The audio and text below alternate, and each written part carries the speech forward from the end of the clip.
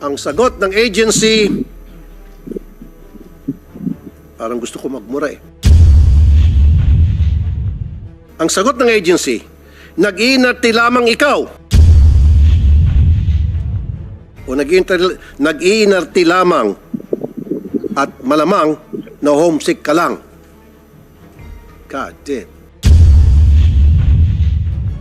Naghihingalo na yung tao, pagbibintangan mo nag-iinarte lang at dahil na homesick, anong klaseng nilalang kayo? Good morning, everyone.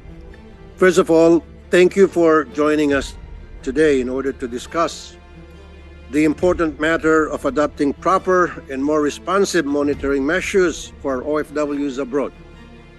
Later on, we will also conduct a briefing with pertinent agencies regarding the pending cases and complaints on illegal recruitment. Exactly 1.5 years ago since our kababayan, OFW Julie B. Ranara, met her tragic fate in Kuwait. Here we are again, faced with the sad news and the deaths of Jeline Arguzon and Reolene Saison, who were both deployed in Saudi Arabia. July 24, 2024, nung humingi po ng tulong sa aking tanggapan ng asawa ni Jeline Arguzon na si Mr. Jeriel Amatorio, naghinagpis na malaman ang tunay na sanhi ng pagkamatay ng kanyang asawa. Ang sinabi lang sa kanila na cause of death ay unknown at walang malinaw na pahayag ang Insana Agency kung bakit ganito ang sinapit ng kanyang asawa. Si Jeline ay na-deploy sa Jeddah bilang isang household worker noong June 16, 2024. Again, let me repeat it. June 16, 2024. Simula noong June 27, 2024, few days later, hindi na nakausap ng kanyang asawa si Jeline hanggang sa natanggap nilang masaklap na balita na natagpuang patay si Jeneline noong July 19, 2024 sa bahay mismo ng kanyang amo. Samantalang humingi rin ng tulong si Alberto Saison upang mabigyan linaw ang biglang pagkamatay ng kanyang asawa na si Reolene Saison sa Saudi, July 15, 2024. Nung sa kanya at sinabing naninikip ang kanyang dibdib, kinabukasan July 16, 2024, nabalitaan na lang pumanaw na siya. Ayon sa medical report, cardiac arrest ang ikinamatay ni Reolene. Ngunit sabi ng kanyang mister, matagal na siyang humihingi ng tulong sa Foreign Recruitment Agency dahil laging naninikip ang kanyang dibdib at nahihirapang huminga. Ang sagot ng agency, nasaan yung agency nito? Ang sagot ng agency, pakitaas ang kamay. Ang sagot ng agency, parang gusto ko magmura eh. Ang sagot ng agency, nag-iinarte lamang ikaw o nag-iinarte lamang at malamang na homesick ka lang. God damn. Naghihingalo na yung tao, pagbibintangan mo nag-iinarte lang at dahil na homesick, anong klaseng nilalang kayo?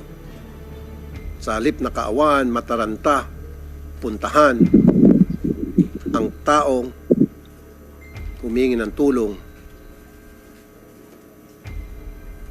pagsasabihan niyo pa na masakit na pananalita na nag-iinarte. Panoorin po natin ang kanilang mga complaints.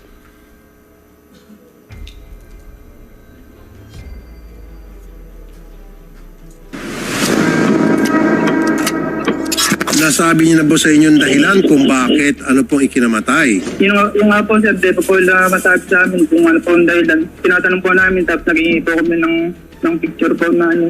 Wala po silang ipasa. Nag-report po kami dun sa agent niya. Wala po silang ginawang aksyon.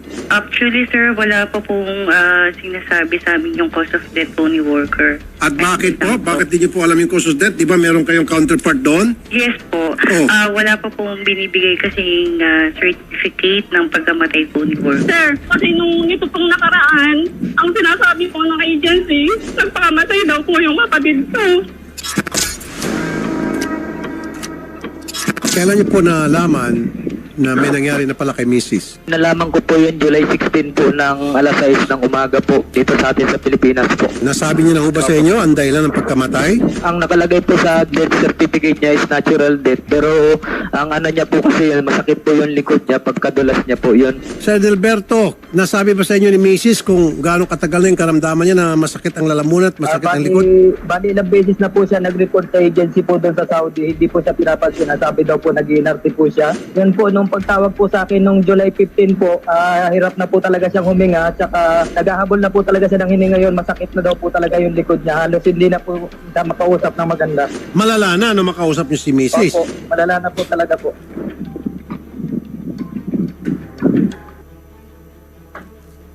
Ito yung paulit-ulit na problema, sistema na I would like to find a solution. Kung meron mang Consuelo de Bobo na tayo mapapala sa dalawang kaso na inyo napanood, ay yung suspendido na ang agency. Suspendido. Anong meron sa suspension? Well, ito po yun. A week from now or a month or so from now, the suspension might be lifted. And again, they'll be allowed to operate. Another scenario, magsasarang agency, magbubukas ng panibago using a different name. And again, the people who will be running the agency are the same people na naging pabaya. At paulit-ulit na lang yung cycle.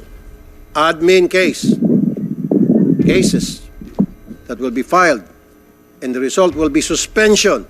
Suspension here, suspension there, lifting of suspension here, lifting of suspension there. And I want to put a stop to this.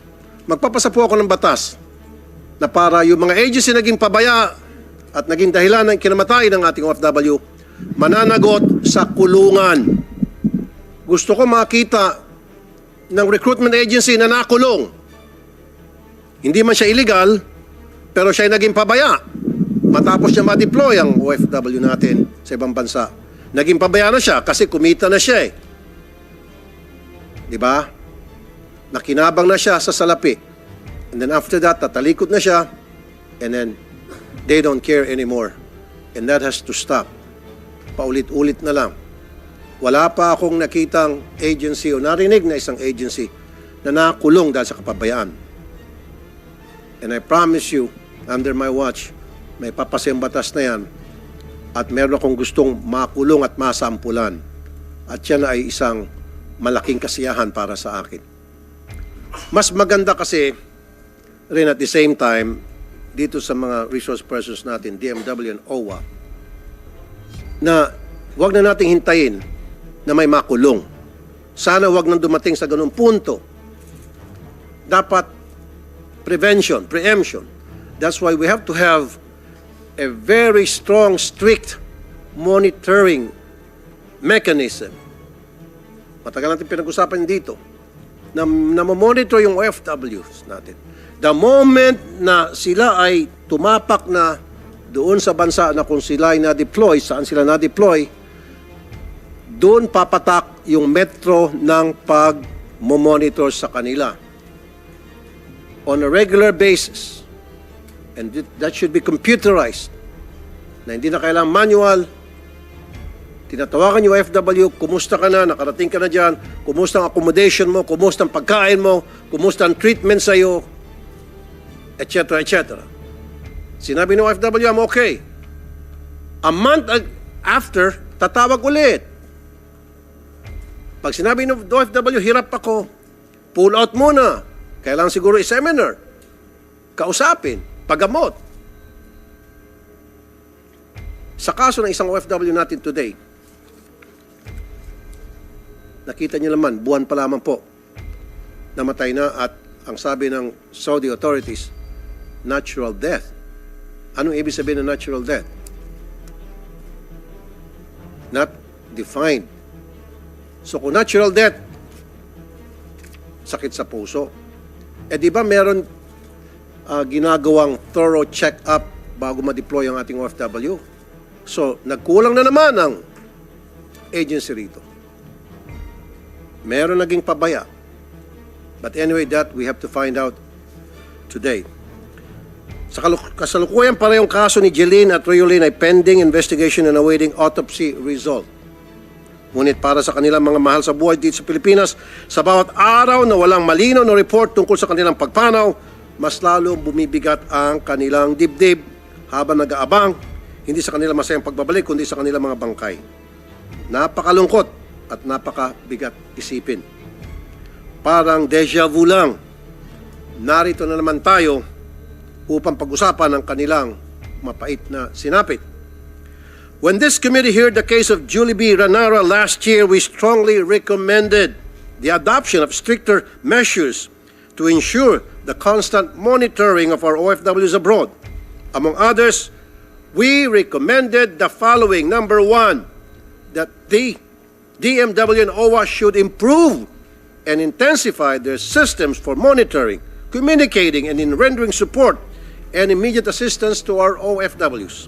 Number two, that licensed recruitment agencies should equally share the burden of strictly monitoring their deployed workers, and their capacity to do so must be closely watched by our agencies. Kailangan dumaan sa karayom ang mga recruitment agencies na ito upang sila din mismo ay may kakayahang mag-monitor at agarang makatulong sa mga OFWs pag nagkaroon ng problema. Number three, that prospective foreign employers must undergo some form of screening. Very important sa akin ito.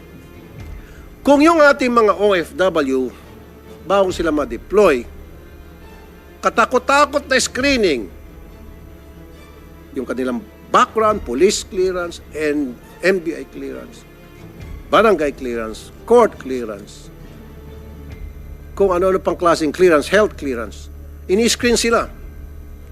Pero yung mga employer nila, hindi ini-screen kung sila ba'y karapat-dapat na tumanggap ng OFW natin. Paano kung yung amo ay siraulo? Paano kung yung amo ay balasubas, tarantado? Kawawa naman ang ating OFW. Dapat nahuli sa screening, so wag na natin i-deploy doon yung ating OFW. Matapos lumabas yung result na yung amo na nag-request ng OFW ay may problema pala. That prospective foreign employers must undergo some form of screening, sinabi ko, to assess their neuropsychiatric status, their medical records, criminal records, if any, capacity to pay, and to provide safe and environment for OFWs. Marami akong kasong na-receive sa mga nakaraan na yung amo walang pambayad. First, second month lang magbayad, third and fourth, wala nang capacity na magbayad sa ating OFW. Uwi yung ating OFW huluhan dahil hindi na sweldohan. Number four, that pre-engagement seminar or similar activity be held before deployment to familiarize the employers about Filipino traits and culture. Yan ang sinasabi ko. Dapat yung mga employers, sineseminar din. Tulad ng pagsaseminar natin sa ating mga OFW para malaman natin mga OFW kung ano yung kultura, mga do's and don'ts doon sa lugar na kanyang pupuntahan. Dapat ganun din yung mga employers para malaman nila kung ano yung kultura natin. Kung sino tayo nang sa gayon magkakaroon ng mutual understanding.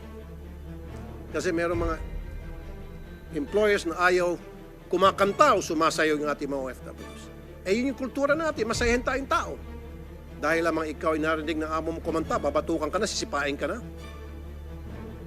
Heck no. Pero kung nasema na yung amo na pag kumakanta, wala naman, hindi naman nakakaabala sa trabaho, sa oras, let it be. Number five, that sufficient welfare desk officers be assigned to a sufficient number of OFWs within a given territory. And number six, the last but not the least, that both local and foreign recruitment agencies must submit to the DMW status reports, not just on quarterly basis, but on a monthly basis, just like what I said earlier. Apart from these recommendations, we have a tedious process of requiring from our OFWs and agencies several documents before they can be deployed. Tapos, meron tayong contract verification. Ito pang isang problema tong contract verification. Dami ko natatanggap na reklamo. Isang OFW na gusto na umuwi ng Pilipinas, after ng kanyang contract, uwing-uwi na siya. Pero, dadaan muna sa butas ng karayom dahil sa contract verification ito. Magpapa-appointment siya sa embahada natin, kung saan man, government agency, para mabigyan siya ng tinatawag nating contract verification. Mag-intay siya ng linggo o ilang linggo. Pagdating niya doon, pipila siya, mag-antay siya ng ilang oras sa pila. May seminars, medical exams at kung ano pang proseso bago ma-issue ang OEC. Despite these supposed safeguards, bakit ganito pa rin ang mga nangyayari? Ano pa ang ating pagkukulang at saan tayo nagkukulang? That's why we are here to discuss this. A year after NARA, bagamat wala pa rin malinaw na report kung ano talaga ang circumstances of death ni na Jeline and Riolene, I called this committee hearing today precisely to know from the DMW and OWA the urgent steps that we should adopt ASAP to prevent these tragic incidents. As of today, there are 121,503 Filipino workers deployed in Jeddah. Paano natin mapoproteksyonan ang bawat isa sa kanila? That's the big question. How do we monitor and promptly address their needs in cases of abuse, accidents, health emergencies, or in the event of war? Paano tayo magbibigay sa klolo para maiwasan na sila ay uwing bangkay? I understand that we have a bilateral labor agreement with the Kingdom of Saudi Arabia. Pero nakasaad ba doon kung paano natin mamonitor ng maigi ang kalagayan ng ating mga kababayan? While we laud the efforts of the Saudi government to finally settling the claims for workers who were previously retrenched by Saudi construction firms who went bankrupt, we must likewise ensure that the Saudi government provides continued protection for our workers. Kailangan meron din silang commitment na walang namamatay sa ating mga kababayan na nagsasakripisyo sa kanilang bansa. Our terms should be respected and upheld. And if these are violators to such agreements, if there are violators to such agreement, they must be penalized and held accountable in accordance with existing international covenants and laws.